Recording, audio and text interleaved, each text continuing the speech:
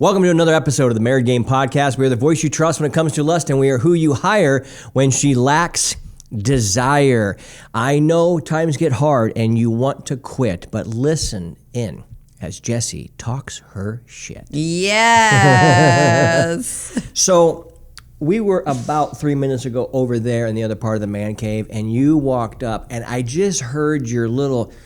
I said, I said, And then I looked away. And it was about my hair. It's probably about how'd you my know? coat. It's probably about my shirt. Yeah, why? Because I know your judgy tones. That's all I had to do. Yeah. I was like, well, that's unfortunate. She's so judgy. For you. Hold on. We have videos now. So what is that? That's none of my business? There you are, Kermit. There you go, Kermit the Frog. Well, we've got some segments coming up. We've got some things going out. First and foremost, if you haven't gone to the marriedgamebook.com, go there, marriedgamebook.com, so you can get yourself a copy. I want to tell a testimonial of this book today that blew my mind and reinvigorated me in understanding why this book and what we're doing is so stinking important. Watch this. I gave 75 of these books to Savage Syndicate. There was like 65 or 70 guys there, so there was a few extra books. Garrett's assistant, Jeanette, grabbed a book for her husband. She just texted me yesterday. He's read the book. He's implementing the book. Holy shit, this is amazing. Aww. Now, here's why that's exciting. I'm excited for Jeanette. I'm excited for her husband. But what I'm more excited about is that this book is helping change a man's life who's changing his wife's life, and that wife happens to be the assistant of my best friend. So how much more better is she going to love her life and be able to do her work with a man that shows up and really acts like a provocateur for her? It felt like it hit closer to home than just my best friend going, man, this book's amazing, or the guys that come to the program like, oh my God, this is exactly what you taught us. This was a dude that didn't know me from Adam, and his wife gave him the book. That's powerful, don't you think? That's so awesome. Yeah, that's the kind of shit that I love. I want to hear that for the rest of my life, about a person going, dude, reading this book changed my life. Yes. That's the whole reason we are going to get into our new segment called the Love It or Leave It segment. You ready for this, Jessie? Ready. Okay. Love it or leave it. Scheduling sex. A practical way to keep intimacy alive, or a romance killer? Love it. Love it. Because then you know for sure you're going to get it in.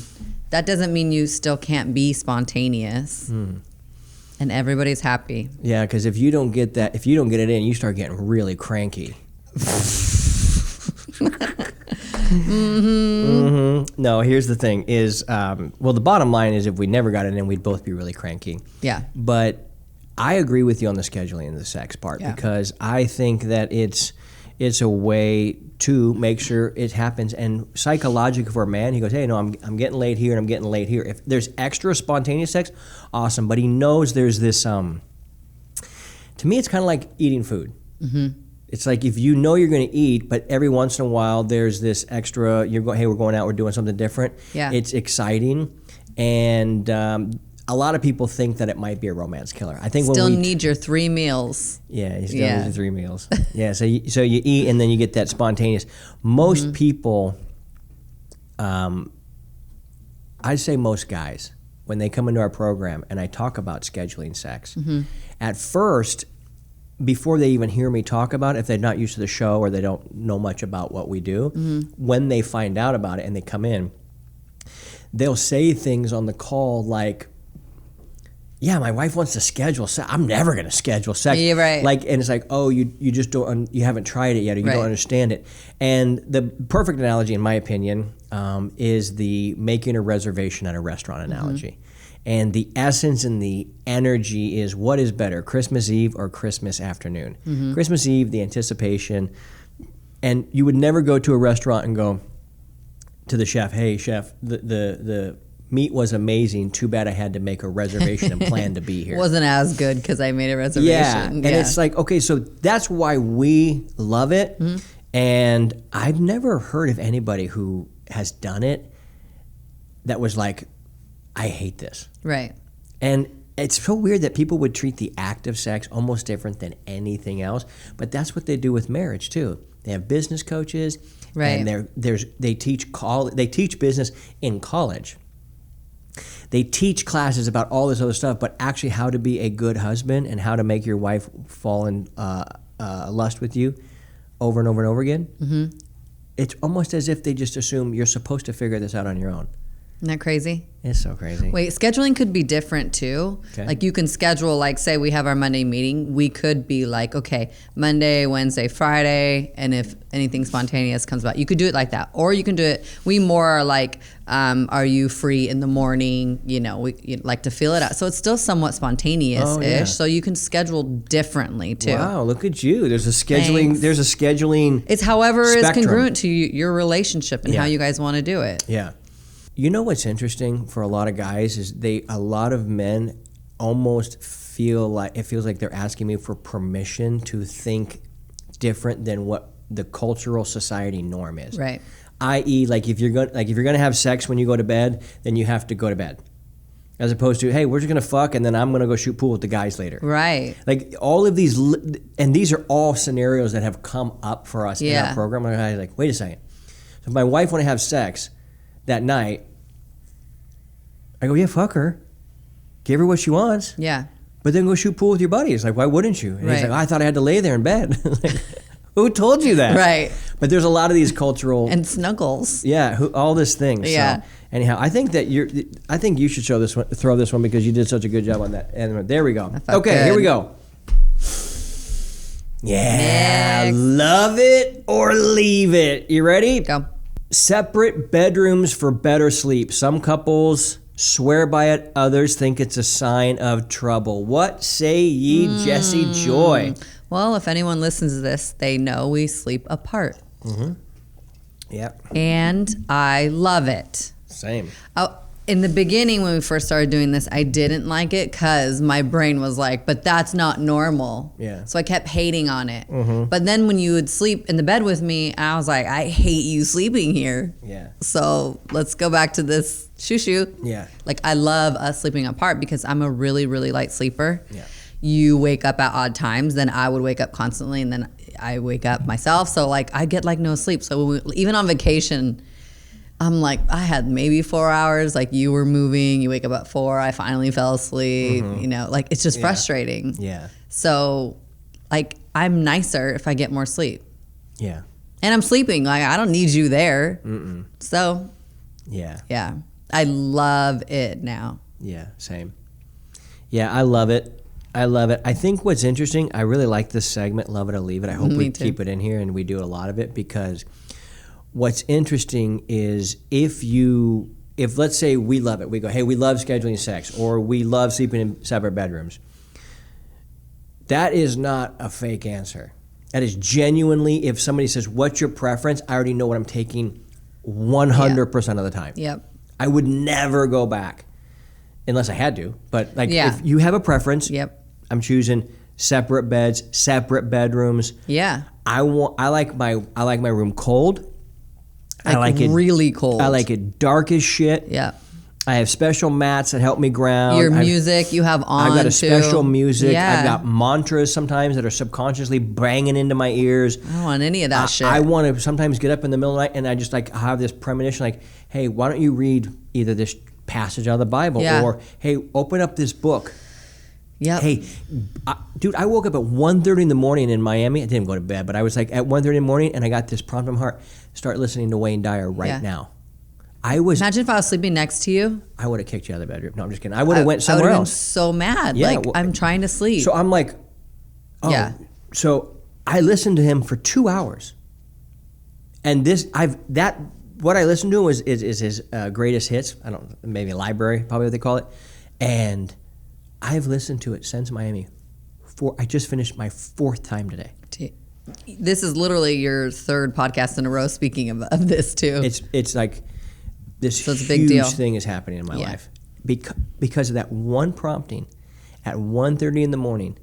Imagine if you didn't listen to it. I would not be as cool as I am right now. There you go. So this is why sleeping in the separate. And here's the other thing. We've had some friends that have tried the sleeping in the separate bedroom, and they go, "Oh my God, the sleep was amazing, and I missed my person." I go, yeah, it's fine. I get that too. Yeah. But it's when people hear us say we sleep in separate bedrooms, like, "You do?" I go, "We fuck in the same bed. Yeah. But we go to bed." Yeah. Like, I want good sleep. Me too. I'm a better, higher performer too, which then creates a better lifestyle, which creates everything. So for me, it's a non-negotiable. It's not a non-negotiable. And when sometimes we go to hotels and we do sleep in the same bed, and we don't like it. No. Do we like to snuggle? Wait, the one we went to Mexico, it was an extra big bed, and that one didn't bother me as much because it was like really, really Until big. I got up and I had to go to the bathroom, and I had to. Then I was like, and did the thing, and the thing. You're like, right. It's. I don't like it. No, what I love about the love it or leave it section is, I don't know that a lot of guys have ever given themselves permission to ask, what do I love and what would I leave?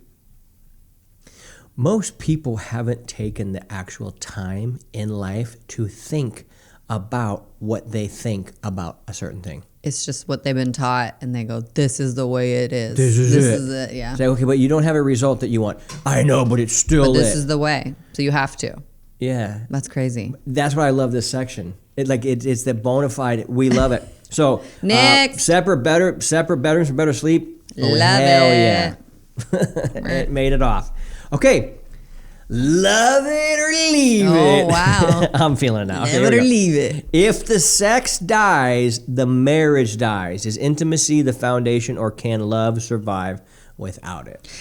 I think it can, if you're the type of couple who's not thriving in life, who's just settled and let it just be, and this is what it is, and you're going to die that way. But I don't think anyone is truly happy that way. No. How are you connecting? Yeah. So we would die. I'm going to pull a Jesus. Oh. And I'm going to ask them a question back. I'm going to answer a question with a question. Ooh. Like the Lord. Okay. You ready? Yes. If sex dies, the marriage dies. Is intimacy the foundation, or can love survive without it? The question is, why would you want to be in a marriage that is not experiencing that?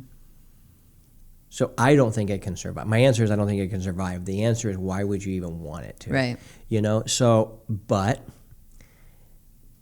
so many people can't even get to that level of lightheartedness about it. Why does it make it such a big deal when it's a normal, huge part of marriage? I'll tell you.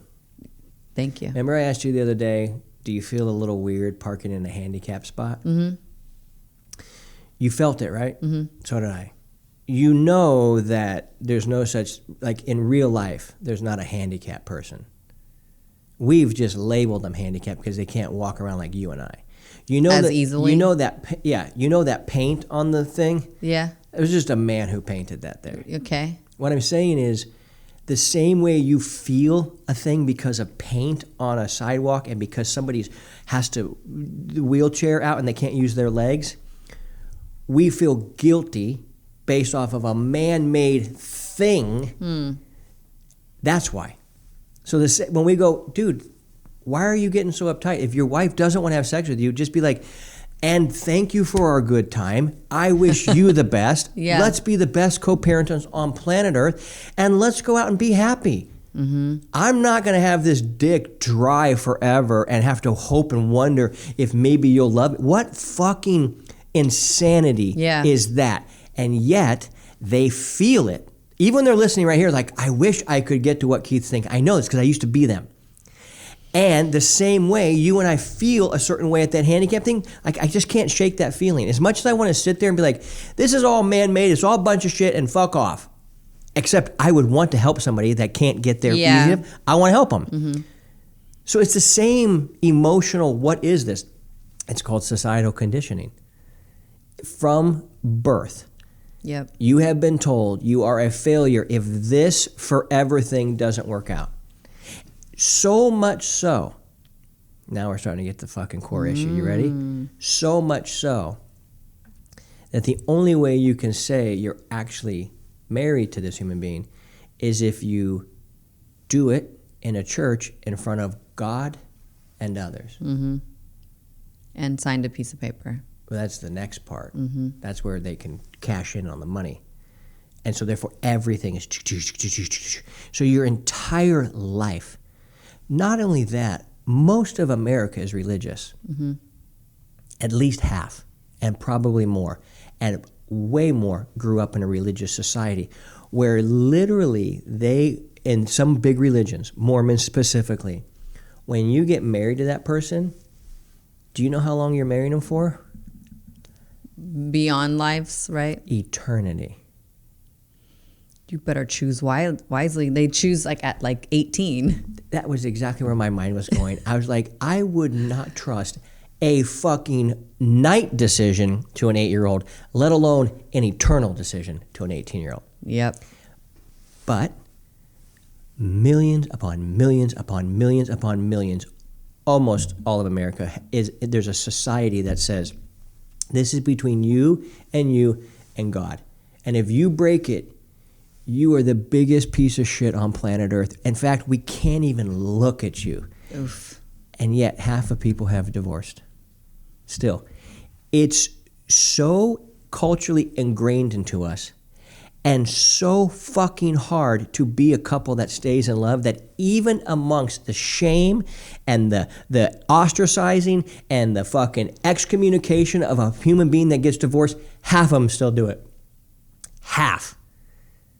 That's how much this thing burns in a soul so fucking bad that they go, you know what? Fuck it. Fuck God. Fuck this church. Fuck these people. I'm not playing this game anymore so I can have this little feeling that you guys all think I'm good. Fuck off. I'm going to go and actually be the wild fucking dominion taking man that God actually made me to be. And all you guys can sit in here with your little fucking pleated khakis and your little leather tasseled fucking shoes and be fucking dumb. But as for me and the fucking wild renegade men that I run with, we're not living that way. And fuck you. That's what I really think's happening here. And so I'm watching these men suffer for one reason. Somebody painted fucking lines on a fucking asphalt thing and said, you can't do this. And they go, can't do it. Can't do it. So I'd say if the sex dies, the marriage dies. I'd say, love it. It's true. Yeah. Ooh.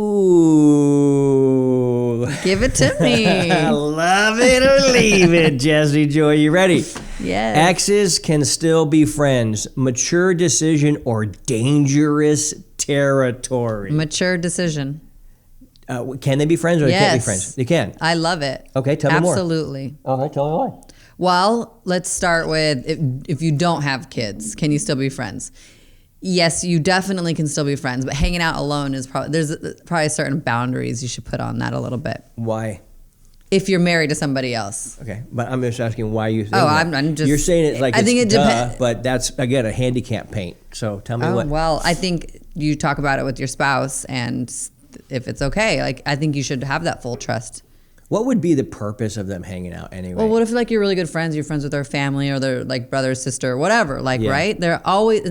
It's not black and white in this. It's gray. I think the reason why people are going to have a real issue with your answer, I don't, but I think that people do, is because they don't really trust. They don't know what it's really like to actually trust. You and I have full 100% trust in each other because we're saying you can be in any situation you want. I trust that at the end of the day, you are going to respect me and have my integrity and your integrity intact no matter what. Right. That's real trust. Trusting isn't... So that's why I'm all, yeah, sure. Yeah, that makes sense. Well, but people don't understand that real trust. Right. But then if you have kids together, it's really important to be friends with your ex. And be a good co-parent. So I love this idea, yes. When you left Janessa and then we had the kids, I wanted to be friends with her. I hung out with her alone. Yeah. I wanted you to be friends with her for them. Yeah. There's almost this essence that says, well, first of all, I don't have any desire to hang out with any ex. Me personally, I'm not what ex can I go hang out with? Yeah. Well, Well, in the beginning, you were like, I have some friends and my exes, but I kind of hang out with them or whatever. You told me that in the beginning. I said, okay. Okay, well, apparently I don't hang out with them anymore. So You apparently, don't? No. Yeah, you ran into your ex just the other day when you were out at the winery with your mom. And it was like, just, who cares? How awesome. What was it like for you? So I saw him walking in, and it's been like 13 years. 13 and a half, maybe 14. It's been a long time. So he's my ex right before you. And I saw him walking in. I was like, is that him? And we obviously aged and whatever. And I was like, Mom. I was like, don't look, Mom. And then I was like, okay, it is. So my mom, we had a few drinks by then. She ran over there. And I wasn't like 100% sure it was him. So she just ran over there and she's like, hi. And like I said, like I'm cool with him. I liked his family. Like, I've known him since 4th grade. He lived around the block. So, like, I have, like, history with him. And I obviously haven't hung out with him in a long time. And we said, hi, and how are you? And blah, blah, blah. And then I saw a girl kind of, like, standing, like, kind of by him, but, like, not really. So I was respectful. I was like, oh, my God, hi, I'm Jessie. And I was wearing a really cute dress. I look awesome. So I had to say hi. And she looked a little weird. Honestly, like I said bye to him. We sat down, and then they were like they were gonna get a drink. They had just got there. They all left. So I don't know if it was like me or they just were like winery hopping or whatever, but they took off. So I didn't get to see him in the wild. It would be fun for me to run into your exes simply because we're Eskimo brothers. He's sick. I mean, how long were you holding on to that one for? I mean, hey, we've been there. You know I'm what this traveling the land you've been on. You know what the fucking sweetness is all about over here. Yeah. I mean, a guy can look into a guy's eye and be like, "You get it." See, I like that though. See, well, let's get. All right, we're getting all of his exes. We're having a party. We're getting all your exes over. We're having a party at my house, and we're gonna call it an Eskimo Brothers. Honestly, you would Festival. like them all. They're all really cool people. They're probably cool. I did meet the one you're talking about. Yeah, you did. And another concept that is just when you're really secure in who yourself is, you have the simple mindset of, well, if that person is with somebody that they love, that they don't want to be with me, then I don't have to worry about that. Because if they really wanted to get me, they're going to figure out how to get me. Because women are smart. And if the gal I'm with doesn't actually want me for real, what is the point of sitting around crying and hoping she would want you when the reality of the situation is there are amazing human beings all over this globe? I've said that in our past podcasts. The reason why I'm not so jealous is because, like, if you don't want me, like, I want someone who wants me. That's what I want. That's your standard. Yeah. I love that you want me. Yeah. Like, I love that. So why would I be in a relationship where you didn't and I kept trying? Like, I'm not going to live my life miserable. I think for me, like, I remember there was going to be like a girl or two that I would think I would invite to our wedding. Yeah. Just because they were like a cool part of my life. Sure. But it didn't mean I'm like, oh, I can't wait to go fuck them in the back. Right. Like that. I think that's where people think. Well, it's their own insecurities projecting out, right? It's the narrative that they're like, oh, you're going to go do that. Like this whole story that they build up in their head. And it's like, well, talk about it, get those insecurities out, and then be reassured by your spouse. Yeah. It's back to that trust thing. Yeah. It's back to that trust thing. My parents are still friends. Yeah. They hang out. Yeah. They like enjoy each other's company. Yeah. And my dad's new wife like loves it too. Calls. My dad's other middle wife hangs out with my mom still all the time. Yeah. I have kind of a philosophy. This is maybe my philosophy. I'm not really looking for friends that are girls. If I want to hang out with girls, because I want to bang her. Yeah. Well, I mean, but like I feel like I could have friends. So I have a lot of friends. I don't hang out with them like alone, but like I have friends. We hang out. But that's you. I'm telling you, for me. Mm-hmm. I want to get paid or I want to get laid. I love that for you. That's it. Yeah. So if a gal can help me get paid and spread the message of married game, then we can be friends. Yeah. It doesn't have to be sexual. Mm-hmm. I'm fine with it not being sexual, obviously. Obviously. But I'm also cool with, well, there's I want to get laid. And if that happens to be the case, it happens to be the case. But for me, it's just this concept of I'm not looking for a bunch of girlfriends. Yeah. I want to hang out with a couple of my guy friends. I want to work. I want to hang out with you. I don't have a lot of this extra time. I just want to go fling around for like a buddy. That's just me though. So what was love it or leave it? You love that exes can hang out. Yeah, I don't think that you should be like, if you hate your exes or they hate you, there's something wrong. So that's my opinion. So initially I love it because I'm friends with all my exes. I don't hang out with them, but I'm cool with them. We didn't leave on a bad note. So yeah. They're in my life for a reason. So yeah, I think there's just a spectrum of answers. Because there could be, first of all, everyone's going to be judging this through the filter of what their exes are, what they've done with their exes. All their stories in their head. Everybody does with their exes. The other thing is maybe our society is just so used to people lying all the time that they don't believe that somebody could actually be like, hey, you don't. I know for a fact if I laid in a bed with a naked woman and you said, please don't touch her, I know for a fact you would know. You know what? I know he wants to, but he's not gonna. Yep. For one reason, honor my word and honor you. That's it. Not for any of this other bullshit so that people think I'm this or people think I'm that. This trying to garner favor with public opinion is such a losing game, and it leaves men in prison. That's why I love the love it or leave it section so much. It's because you're allowed to love what the fuck you want to love, and you're allowed to leave what you want to leave. And we have friends that believe a lot of different things about a lot of different ways, about a lot of different things in terms of marriage, romance, love, structure. And it's like, are you guys stoked? Super stoked. Well, fucking congratulations.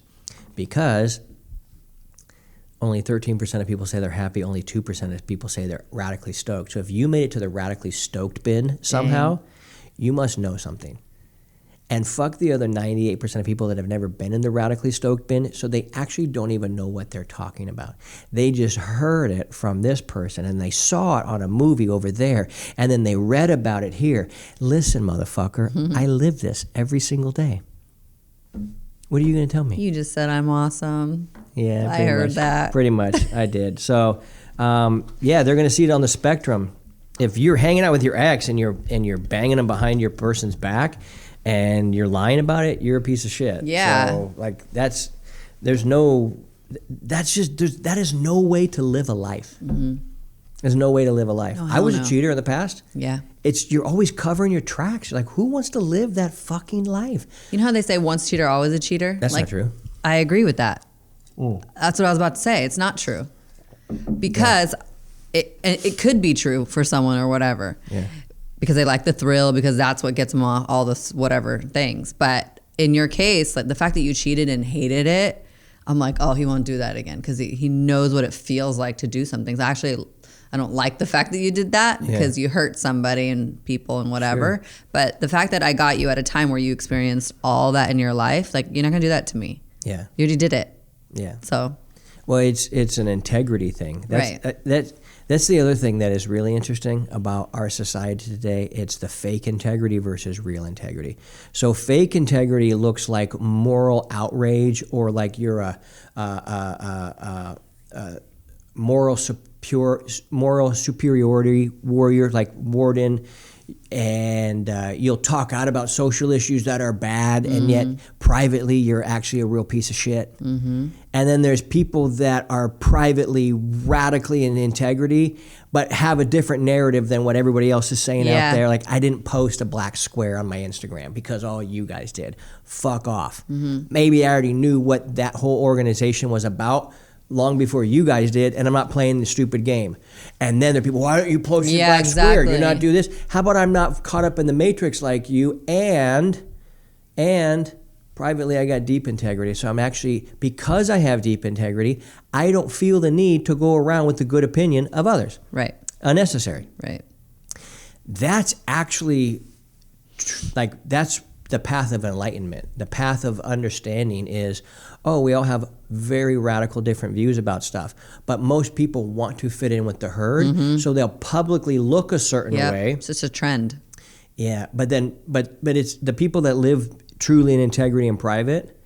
It's why you and I have the relationship we have. It's built out of true 100% trust. Mm-hmm. But if you have a situation where, how can you say you trust somebody if you don't put them in a situation where you actually need it? You and I have we've been in situations where trust was the thing that held us together, mm-hmm. and we're like, oh, I can lean on that person.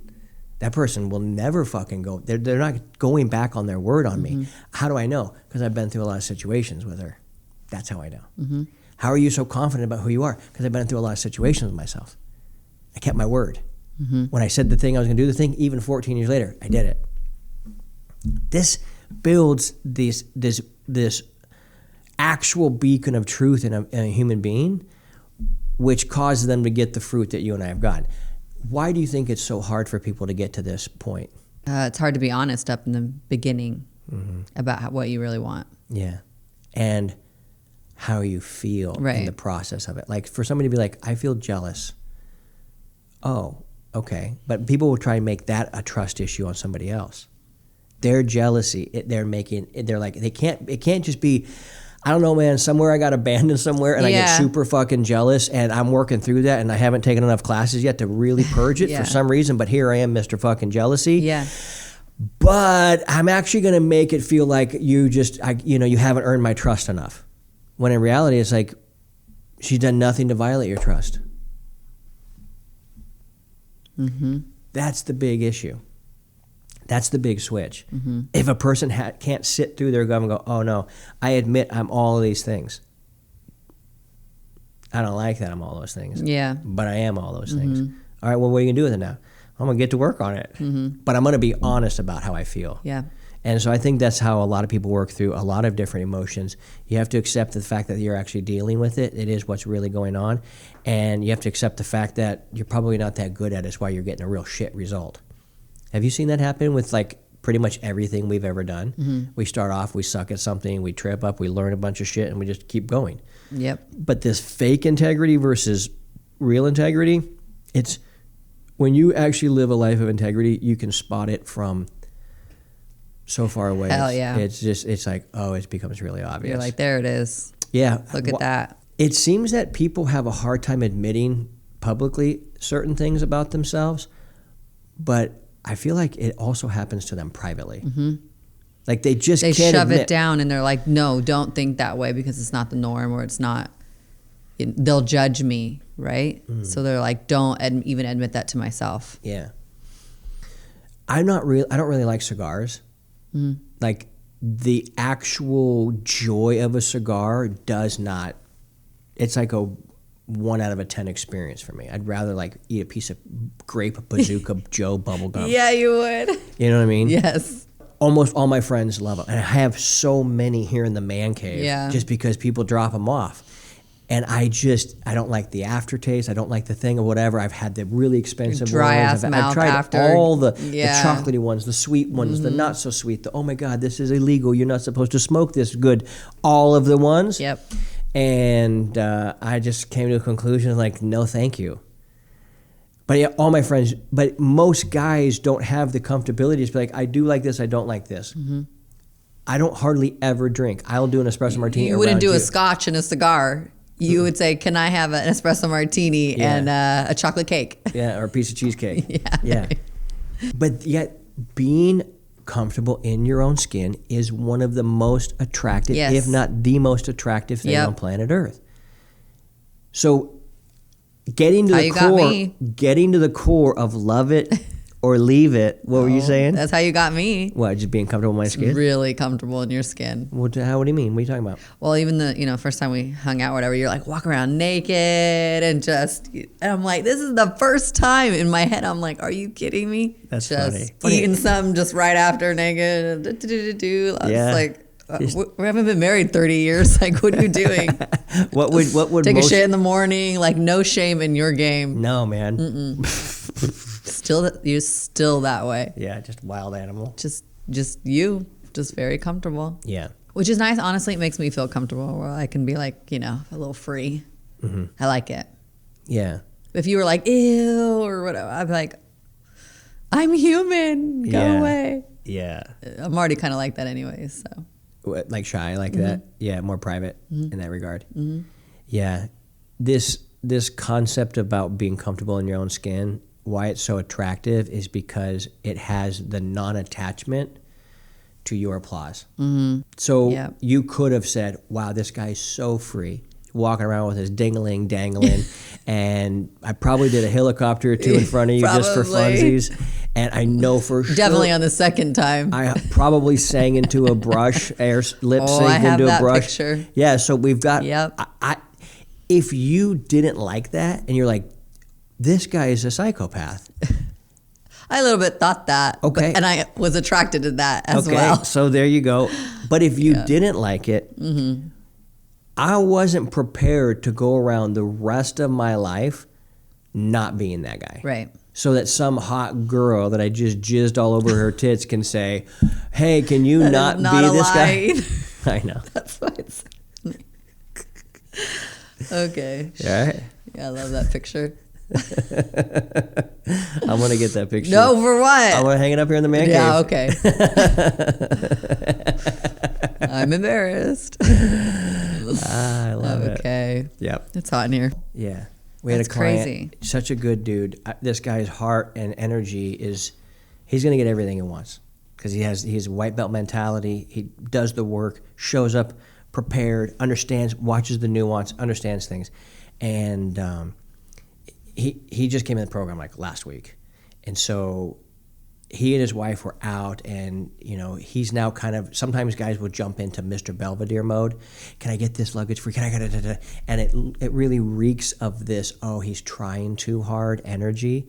And so I think what you're talking about there is this guy is like, I'll do anything. The energy is, I'll do anything for you to like me. And she goes, ugh. Yes. Ugh. Oh, no. I want you to be the you I met in the wild. Yep. And let me just, I feel, is it almost like a pretend game that you're going to like tame me? What's in is your brain? That's a great question. Is you just kind of go, I'm going to pretend. Like, why would we want, like logically, why would we want to tame you? Because we found you the way you are. Why would I want to change you, right? Yeah. But in some ways, some aspects of a person are a little like, well, I don't love this part, so let me try to adjust. But if it changed who you are completely, like I don't want to do that. But some parts of you are, need a little. If you could, like right now, sit back and hit the God button. Okay. Right now, and you go, I'm going to change this about Keith from this to this. Easy. Ready? Yes. This is good. Tell me. I shouldn't have been that confident. Or that quick, but I like it.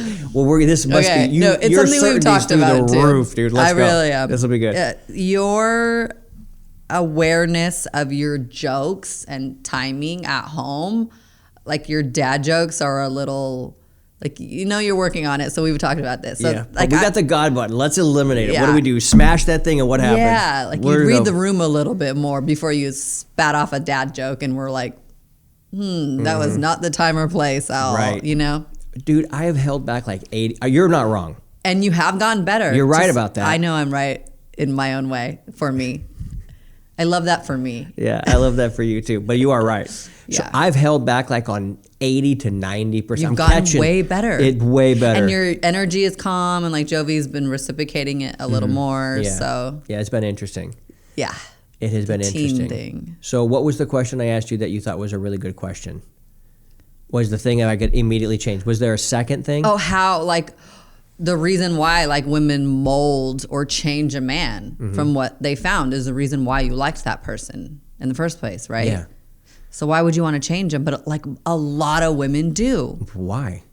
You try and do it sometimes. Yeah, I know. Yeah. That's because some parts of you, I feel like, need a little molding. Like, okay, so...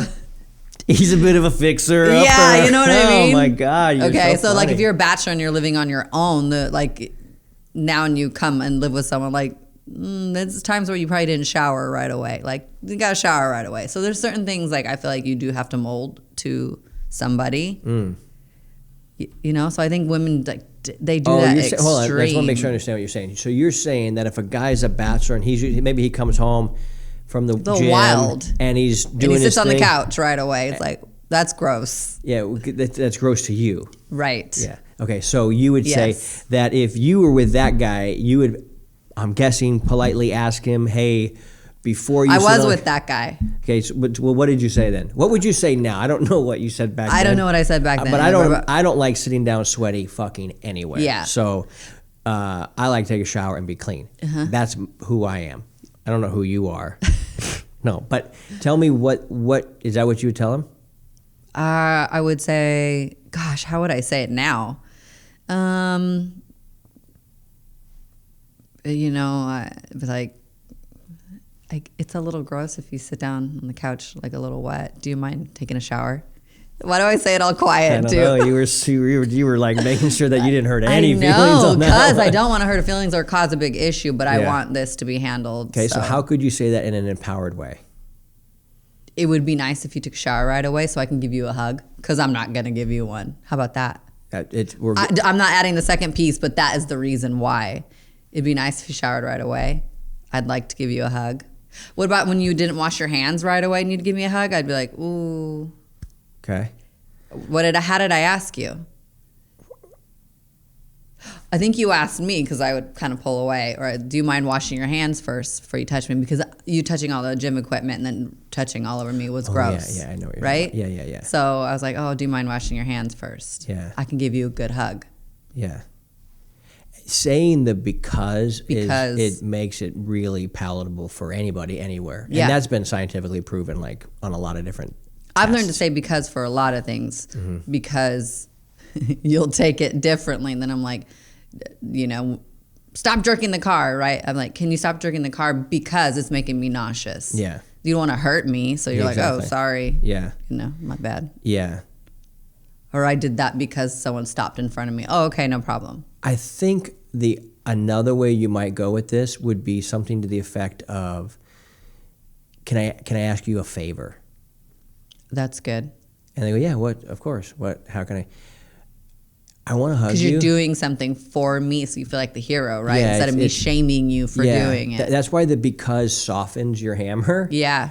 Because if you just go, can you not jerk that around? It's like, well, who the fuck made you the boss? Right. Like, how about jerking the car is actually what we do here? Yeah. So shut the fuck up and enjoy the ride. And there's your maturity coming out too. 100%. 100%. Right. But that vibe. So but you go, hey, can you stop jerking the car? It's making me nauseous. Yeah.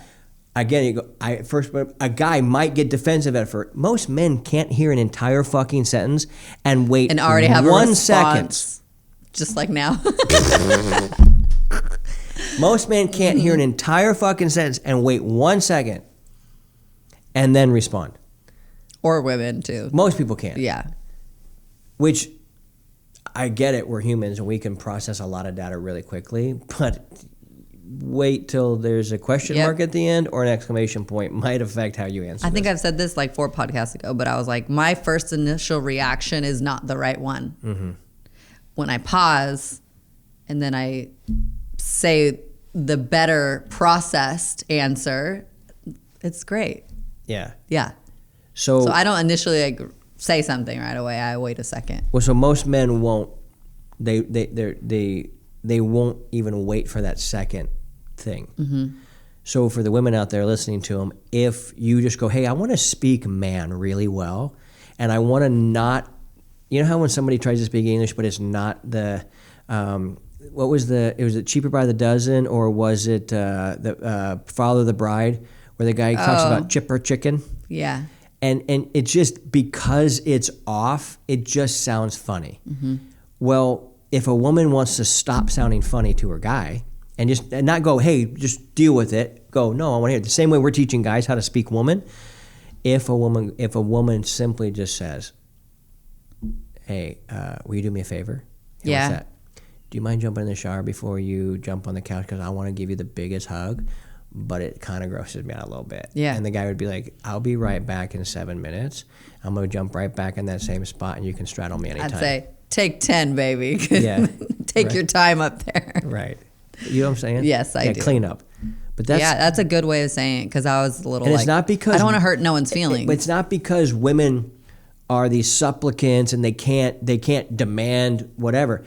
I'm just saying, if a woman is in a position where she's the boss, she don't have to necessarily act that way if she doesn't want to, like for her employees and whatever. But I just think out of human courtesy, if you want somebody else to do something for you, you are asking them a favor. Yeah. So it's the reality. Yeah. There's a sweaty guy sitting on a couch. If that's the way he's lived his entire life, he's not wrong. Do whatever the fuck you want. But if you now have a roommate that doesn't want to sit on the couch now because she feels grossed out by it, wouldn't you want to know that? Okay, so then maybe she could communicate to him and effectively, so that, I'm just saying this is how men act. Yeah. They're really fucking defensive. This is probably a big problem for women, just this specific one right here. Yeah. Because a lot of men, I've known men to just sit on the couch. Yeah. And you're like, oh, that's so gross. Yeah. For you. Yeah. I do think most women feel that way. Yes. Yeah. Yes. Yeah. I think you're right. Like, where did your mother did not teach you anything? Like, get your ass in that shower. Yeah. Is what we really want to say. But we'll say, can you do me a favor? That sounds way more better. Yeah. Because we do want to do you guys favors. Mm-hmm. In fact, it's like dopamine hit or oxytocin hit or whatever fucking thing that fires off in your brain hit on 10. Mm-hmm. Do you a favor? Give me an honor. How might I serve you? Mm-hmm. I love you. What can I do for you? This makes me happy. Mm-hmm. It's gonna please you. These are primal urges for a man when he really truly loves and sets his affection on a girl. Yep. So it actually gives him an opportunity. This might be the skill set of understanding how masculine and feminine work and how to talk to somebody. For a guy to ask to talk to a woman is probably differently. Mm-hmm. How do you like when somebody would open up? If that was you and you were sitting in this opposite situation. It's a weird situation to put myself in because that's so gross to me. So I'd have to think of another one, the opposite. But just being asked nicely is always the first way to go. Or ask a question why I'm doing what I'm doing and hear my feedback. Right? Asking questions is always good. That is mostly how I approach you and how I teach the guys to approach you. And rather than, how come you never hug me? Oh, yeah, right. That's it would be something to the effect of, I noticed we don't hug as much as we used to. Tell me about it. Have you noticed that? And they might go like, yeah, and I've got 17 reasons. Oh, cool. Now we can have a conversation. Now let's get down to the bottom of it. Well, what happened? You start with point one. Maybe that will erase all the other ones if we just fix that one. But most guys don't do that. They come in real hot. Yep. And they come in angry. Well, so do women too. So if the women are going, hey, can you do me a favor? What's that? For a guy, he should come to his woman and I believe really ask questions. Yeah. And hear the answer. Yeah. Yeah. And there's also an attitude of assume no negative intent. Mm-hmm. People think that is just something that you should just do. I actually think somebody kind of there's a piece of them that earns that. There's a piece of how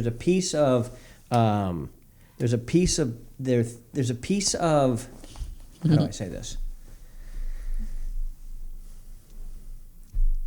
I've earned the ability to expect you to trust me. Like an entitlement. But in the right way. Right. Like I've earned this. Mm. Do you feel that? Do you see that? Like in which way do you mean specifically? Because it could mean, if I'm going to assume positive intent from you, and you're going to assume a positive intent from me, no matter what the question is, that is going to be built from years and years of trust that I've given you the benefit of the doubt, or showed up with grace, or been able to work through whatever issue it is we've had to work through. Yes. With saying, wait a second, I actually trust there's positive intent. Jesse's not doing this. You're right. To hurt me. She's doing this because something is happening that's making her feel hurt, maybe. Well, that's how I feel about our relationship now. So I don't come at you with a whole backstory and angry. Mm-hmm. I used to come at you like that because I felt like you were out to get me. You weren't on my team, and you would just do things for yourself. Yes. And that bothered me. So I'd come at you hot. Yeah. Now I don't come at you hot. I almost come at like you with stand questions. up for the bully, right? Like almost Like like me, I'm sticking up for me. Sticking up for you. Yeah, because you're walking all over me. Yeah. That's how I would even say that to you. Like, I feel like you just run over me. Yeah. Like, no shit's given. Just do whatever the fuck you want to do. Well, I don't feel that way now, so I don't come at you hot anymore. Got it. I don't think you take things that way anymore either. No. Right. I've learned to just pause and like, well, what is she saying? Right. Like, so that's the place we've gotten into our relationship now. I also trust that you're not sitting around making shit up. Did you think I was before? Probably. No. Because that was my feelings in the moment. You think I was making it up because you weren't in the place to hear it. I couldn't hear receive it. Mm-hmm. I couldn't hear it. Right. I was talking with our marketing guys today, and I was just like, they were assuming some guys knew some things. I go, they do not understand until you have this light bulb hit you and you understand, holy shit, she's just a mirror back to me, which means I need to focus on me. Until you get it, you are radically perplexed how this is happening. How can I be this, and this, and her not care, comment, respect? How can she do none of that? It seems like the biggest injustice to some men. Yeah. Truly. You would act that way in the past, like righteous. And guess what? His 5 buddies that he tells, yeah, they all pat him on the back like, you're right, bro. You're going to make it through this, dude. Dang. You got this. You know why? Because they don't know either. Mm-hmm. It's truly the blind leading the blind. You are not wrong. And it's a desperate situation. And when a guy like really feels it, he does not believe there's any way out except total fucking catastrophe. Mm-hmm. And then he's going to find a different gal who's going to make him feel all the things that he wants this one to feel until she finds out who he really is, because they both put their best foots forward for a little while. Then the real them comes out. And then he goes, oh, fuck, it's me again. Yep. Yeah. And he doesn't know where to turn. And it's all happening to him. And it's her fault. Mm-hmm. Until finally somebody says, hey, bro, it's actually all on you. Well, come on down to married game. Come on down to married game. We'll get that dick wet. We'll get that heart throbbing, full of love. Did you have a problem? No. Do you have a problem with the male anatomy? No, not at all. Okay. So, bottom line is, if you are this guy and you feel stuck as I'm talking, and you go, dude, he's literally describing me. I used to feel exactly the way you feel right now, and I get it. And I ran for years thinking there was another way, there was another solution, maybe this coach, this book, this thing, until I just stopped all that bullshit and said, what the fuck about you? What are you going to do? So it took this beautiful lady leaving me for my eyes to actually open up and go, shit, dude, this one's on me. This is my bad. This is all on me. And the fact that my daughter is going to be growing up not with me, the fact that the greatest lady I've ever met, I literally pushed away, until I was able to own that and go like, this is literally the exact byproduct and the fruit of everything I've been feeding myself and being. That's when that's when the light switch went on. And I was like, damn. So you might be struggling right now. Your wife may have already left, or maybe she's laying right next to you and you feel like she's a mile away. This is not a journey for you to go find the right answer to prove to her that she needs to be something. I used to think that too. If I could just get Jessie to think this way, which basically I'm saying, if I could just get her to fall into the same bullshit I believe, then we could both be blind and head down the blind river together. Problem is, she wasn't stupid, and your wife isn't either. She's a mirror reflecting back you and how you're showing up. So, you can get literally everything you want in your marriage and more if you simply go to marriedgame.com, watch that video there, and take ownership of who you are and realize that if you don't fix this now and you don't face you now and deal with your bullshit now, everybody around you suffering, and most of all, you're the prisoner. You hold the key and you can unlock it. So go to marriedgame.com. We're going to show you how you already have the tools inside of you to set yourself free. You just need to know where to look and how to take them off the pegboard and how to use them and get exactly what you want. So with that being said, Jesse Joy, tell them what time it is, girl. That shit is contagious. No, what's the ending line? Keep crushing it, because that shit is contagious.